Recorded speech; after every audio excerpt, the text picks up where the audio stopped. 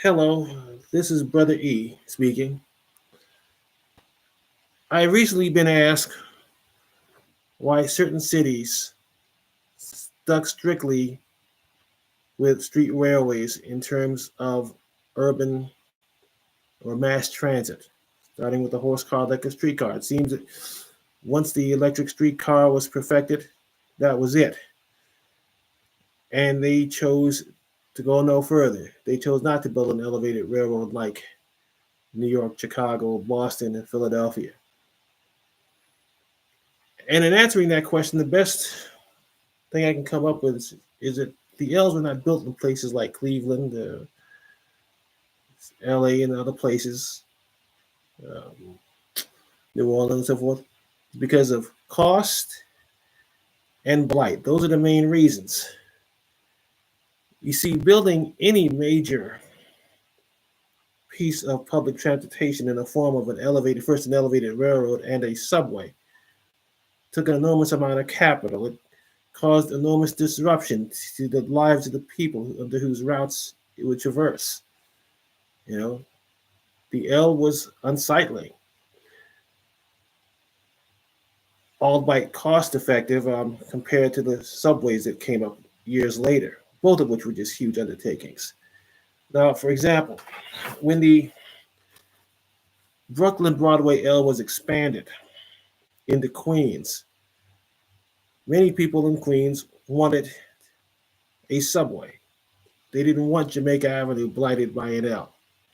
Yes, the construction of an L would have the same effect in terms of expanding urban boundaries and spurring development of new properties, building to be put up along, which was formerly farmed. This was certainly the case of the number 7 Flushing line when it entered Queens Village. It went out towards Willets Point eventually. Early photographs show nothing around it. And of course, when the elevated section went up, everything changed. The same was definitely true of subways later on. But again, cost of building the things was one of the reasons, but blight mostly. But by the same token, cost also was one of the reasons L's were built where they were, because let's face it, building something above ground was a whole lot cheaper than digging a trench or a tunnel and laying tracks underground. So if anyone wanted to understand why Cleveland or other cities didn't choose an L, the picture from this long ago exhibit I attended in 1979, when the downtown section of the Jamaica Avenue was just taken out, explains it. Look how dark it is under there. Now, the area hadn't gotten blighted yet, but it was on its way. And you can look at a comparison. The picture up here, Jamaica Avenue to the left, we have these buildings before the structure right here was built. Then afterwards, with the L in place, darkened streets and so forth. And this was just the way it was, and people weren't too keen on the idea.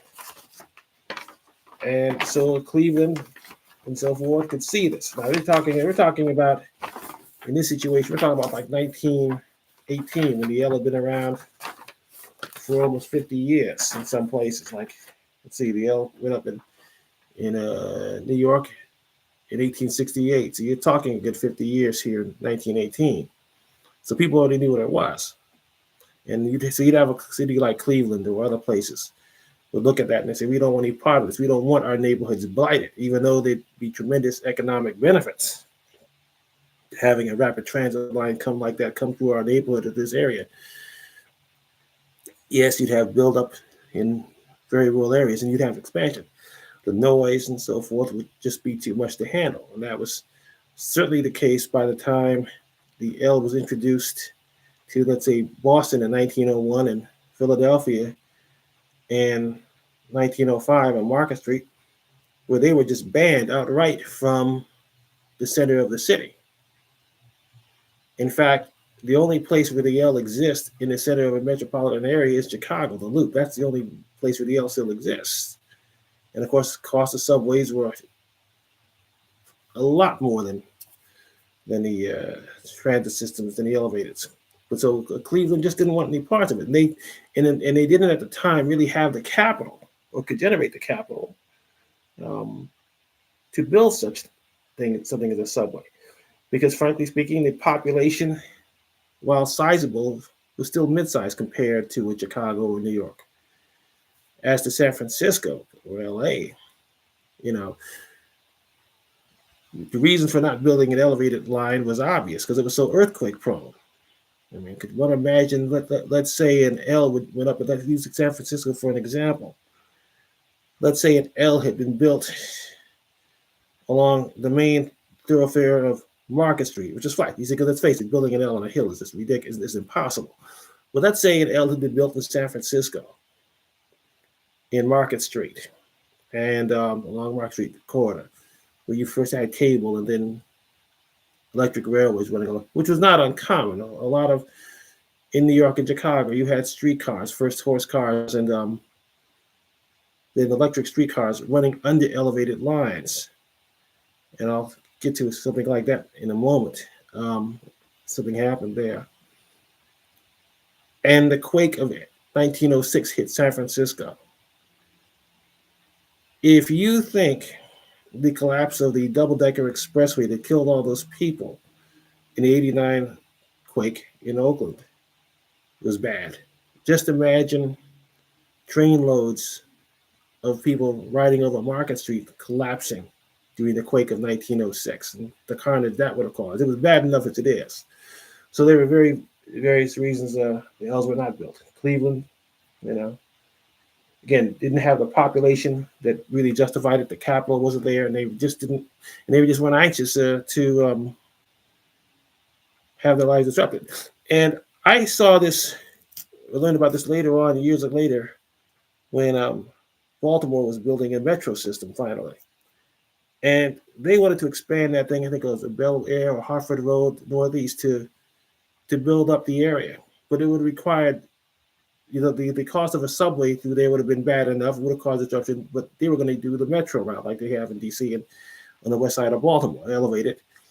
And there were a bunch of community activists, some of whom I later came to know, who, in my opinion, foolishly opposed it because the area would have been in a lot better shape than it is now as far as businesses and property values had that metro line gone through Northeast Baltimore than to stop at Johns Hopkins, But again, some of the reasons were the same as back in the day, where lines were just seen, the construction of lines were seen as disrupting the community and the blight, even though the modern metro systems are nothing like that. They pretty much allow for a lot of sunlight, and due to concrete barriers or track beds, they are a lot less noisy. But so it was, it just wasn't there. But of course, by not having an L put in, these cities' potential for economic growth and a higher tax bracket, it was just cut short, because a street system, however wonderful, is still going to have to compete for space with other modes of other vehicles and pedestrian traffic. So you're going to have congestion. And L is above that. Subway is under it. So while the effect on urban expansion cannot be denied, and it was considerable, first with the horse car and the electric streetcar later, obviously first an L, and then a subway could cover a much greater distance and therefore expand everybody. This is what happened in New York and Chicago. Now, Kansas City and Liverpool, England had an L, and Wuppertal, Germany had a monorail, and I'll discuss those in future podcasts. And they have been, and the Liverpool L was destroyed in 1950, but the Wuppertal L, Schreiber monorail is still very much in existence. I'll discuss that in a future podcast. It just didn't happen.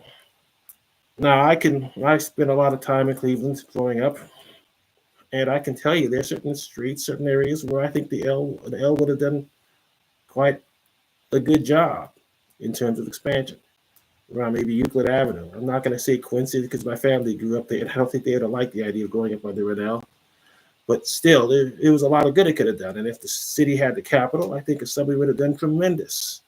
even though it does have a viable rapid transit system and so forth, still, it just street level vehicles just do not have the ability to go as far and move as many people as an L. Now in Baltimore, there was an L briefly along Guilford Street, and it was designed strictly for streetcars. And they tore that down in the 40s or 50s, I think. It was like about a mile stretch in one station, elevated above Guilford Avenue, just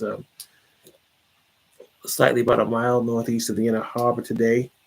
So it's like more of a viaduct than anything else. So Baltimore did experiment with one.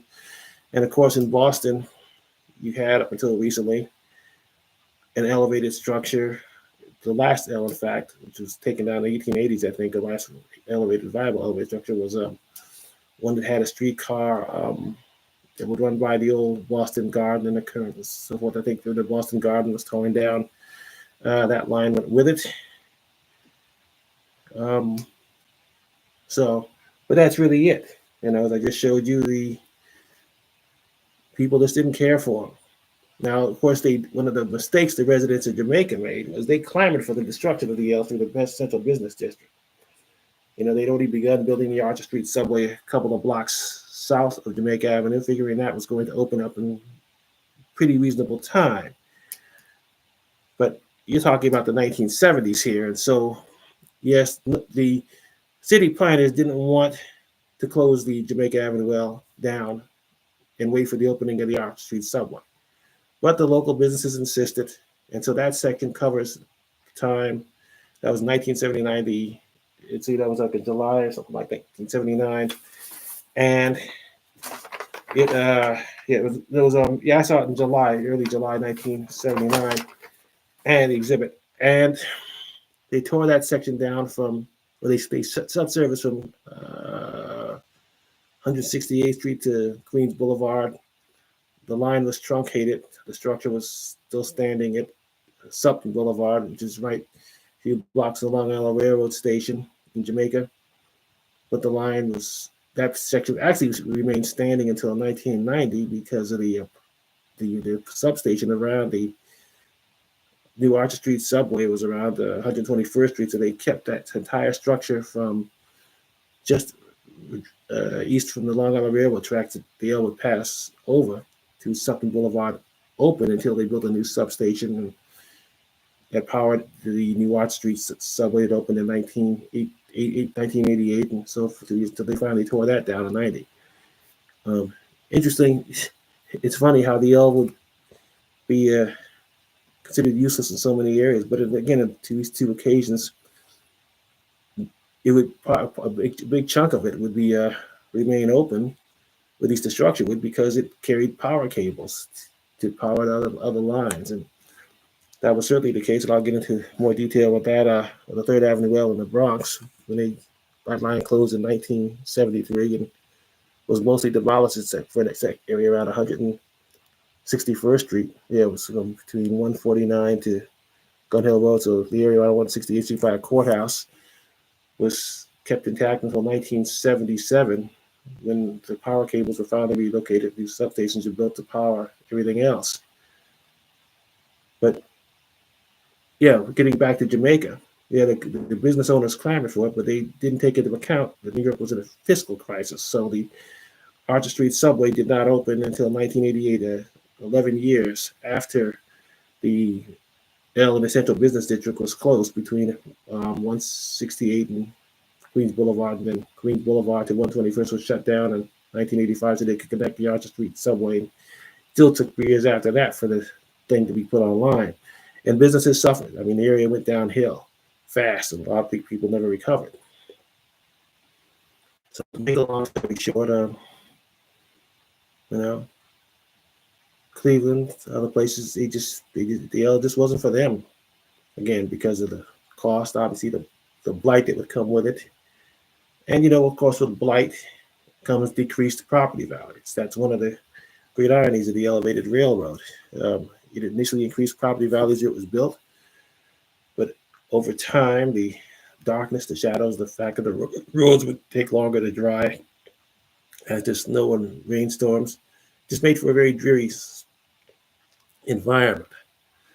And They just, a lot of cities, most cities just didn't want any part of it. And that's why I would say that the L was never built in Cleveland, and for the most part, Baltimore. See, it is a trade-off. They didn't have an L, or later a subway, and their urban boundaries and tax base was limited because, as I said earlier, streetcars, street-borne traffic just doesn't. It has limits because it has to share the road with everything else: pedestrians, commercial vehicles, private vehicles, and so forth. And that's about it. So have a great rest of the week, and see you soon.